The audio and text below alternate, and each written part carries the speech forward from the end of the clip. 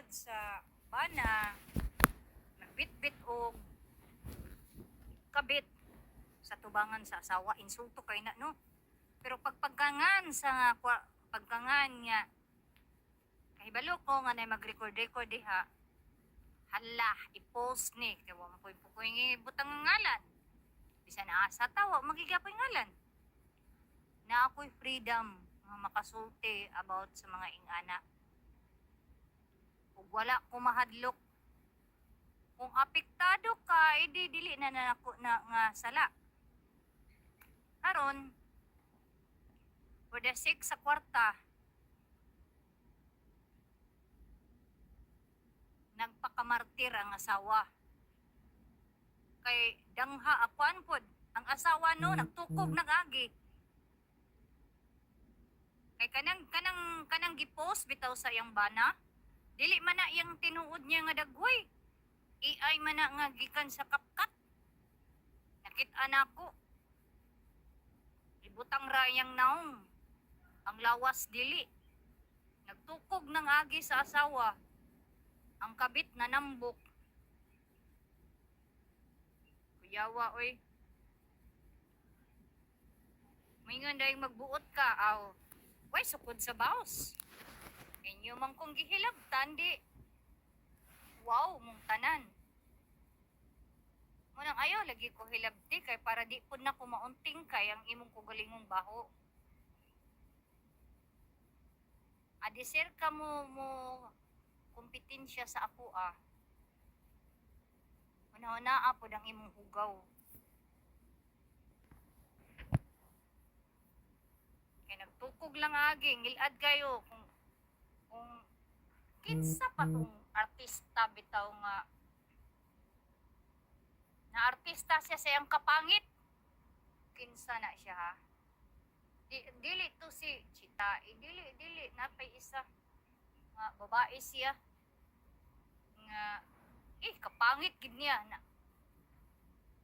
kalimot ko nahimo gud siya artista gumikan siya kapangit. O sa bagay, I love my own man, my native land. I love yourself man gid na no. Normal. Kanang ipampo sa iyang bana no. Di man na tinuod na ilang lawas kay kabundak ra sa lawas nga sa asawa o sa kabit. Nagpasalamat ko kana tao. Di ko musultig sa iyang pangalan. Nga naapod sa diha sa lugar. Close ra ba sila? Yoo! Nagpasalamat gid ko man ana gid siya. Kanang siya nga kana bitong gibutang diha. Sweet skit no kanang gi-post bitaw sa kuan naman sa kapkat. Di man na iyang lawas ang kumoo.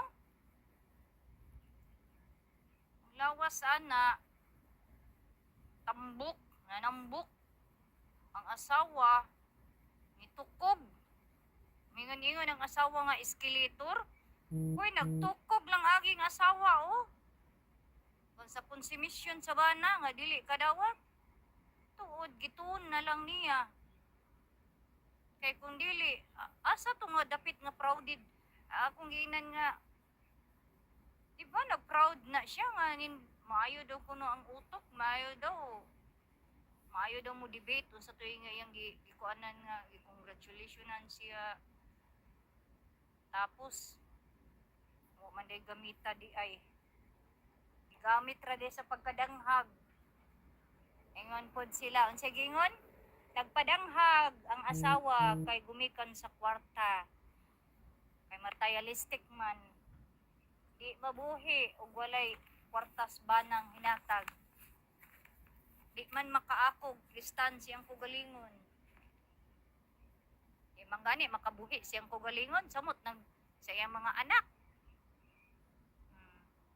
Mamora na.